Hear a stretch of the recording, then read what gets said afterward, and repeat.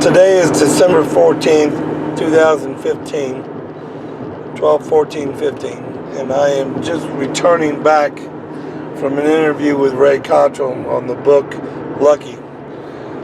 And I just wanted to be able to record some of the things that we discussed about today. There are several aspects that have come to light. Today we spoke about suicides in the Vietnam War. Suicides in the military as a rule after combat veterans return home. And Ray had expressed to me today that he had believed, and I tend to agree, that when a combat veteran comes home, they're doing an extreme act of courage. The courage of taking themselves out of the equation because they don't want the burdens of their life to ill affect anybody else. They don't want to come home from combat and do something stupid or outrageous as a result of that. And I think that speaks to just the kind of damage that an issue like PTSD can cause. I've spoken to several veterans in my time, and I think it's almost impossible to be a combat veteran and not come back with some form of PTSD. Even my own son-in-law, who was a helicopter mechanic or maintenance guy, and he'd served in Afghanistan, and even he suffers from a small case of it, even though I don't think he was ever called upon to go out and fire a weapon. There's a Vietnam vet I know that was a Red Cross kind of guy. He did went in, pulled out soldiers, medevaced them out, and he suffered severely from PTSD from Vietnam. But I thought it was an interesting insight to bring to the table that, you know, that people think of suicide as an act of cowardice when it actually is something more of courage.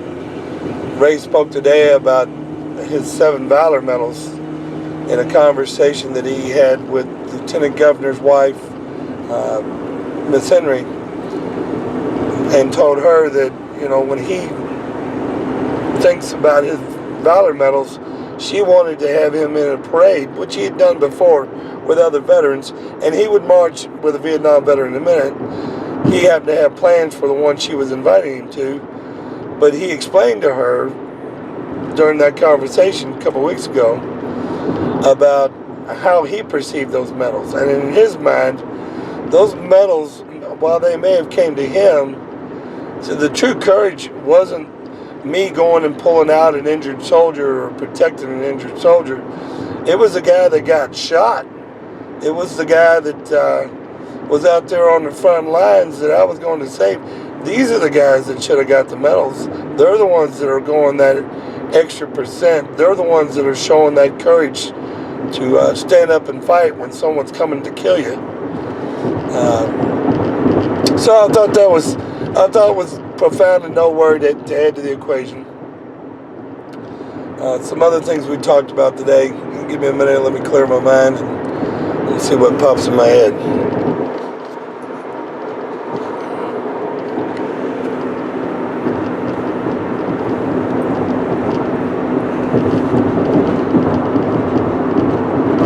I find it funny that if I'm just sitting back driving, I can have a lot better thoughts, but when I'm driving and trying to tape and record it at the same time, it's a totally different ball of wax. I shouldn't be doing this while I'm driving. If Ray saw this video, he'd be pissed as hell. And anyway, just because I'm doing it while I'm driving.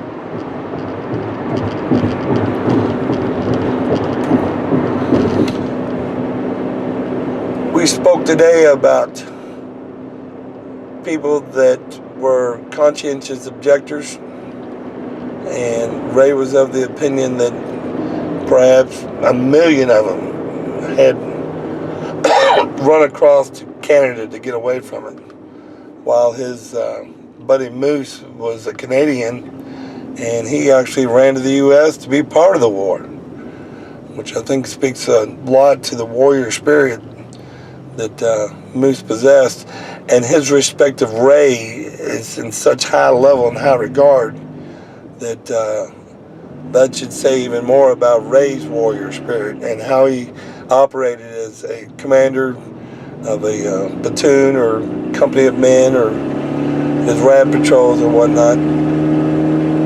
And we spoke a little bit about Claymore and her role in Vietnam in 68, 69, and how Colonel Radcliffe had been tied into that.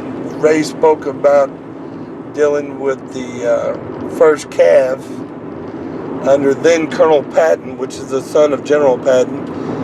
Colonel Patton would go on to become General Patton, and he would have a 1 star before he left. And we talked about how tough it is to follow in the footsteps of someone like Patton or Abrams.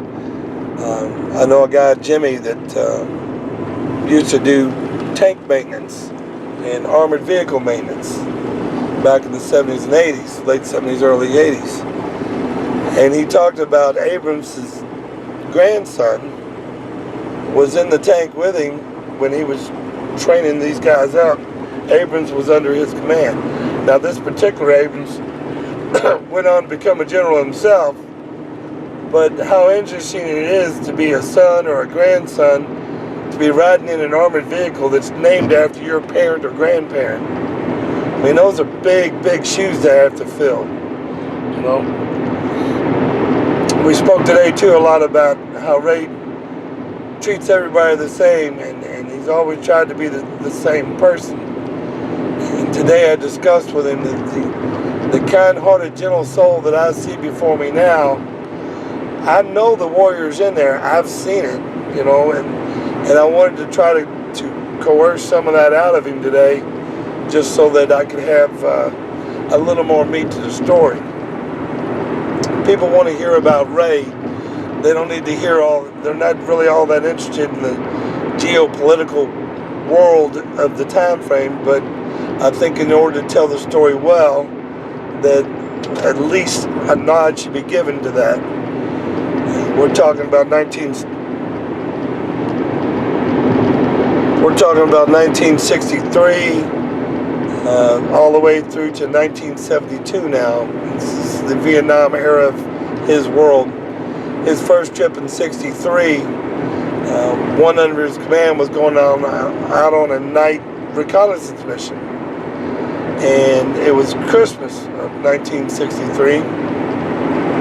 So he asked then First Sergeant Ray to hold on, to keep an eye out for his Christmas tree. So you'll see Ray sitting in a chair with a beer, and he's kind of in his skivvies, no shirt on. He's got a little Christmas tree, like Merry Christmas from Vietnam, you know. But when Ray looks at that